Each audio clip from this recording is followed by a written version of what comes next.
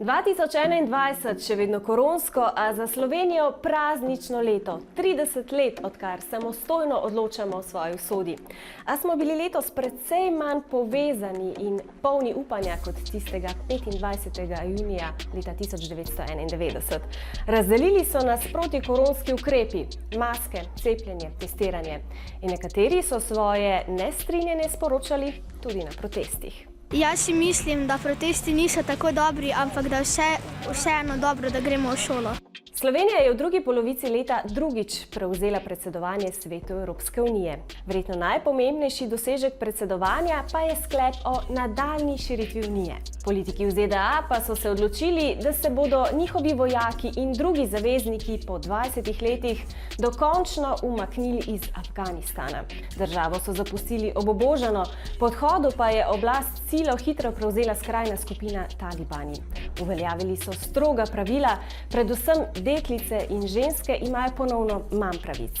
Fantje igrajo nogomet, košarko, kriket, frnikule, ampak deklice v večini ne igrajo tako pravilno, kar je za fantje ni isto, za punce.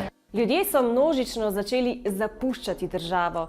Tudi ob meji med Poljsko in Belorusijo, ki je obenem meje Evropske unije že več mesecev, na tisoče migrantov ne more ne naprej, ne nazaj.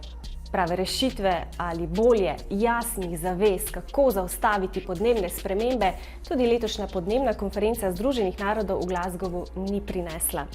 Besede, tudi če so zapisane, so eno. Mladi pa zahtevate akcijo, rezultate. Posledice podnebnih sprememb že kažejo svoje zobe, letos so zaznamovale številne naravne katastrofe.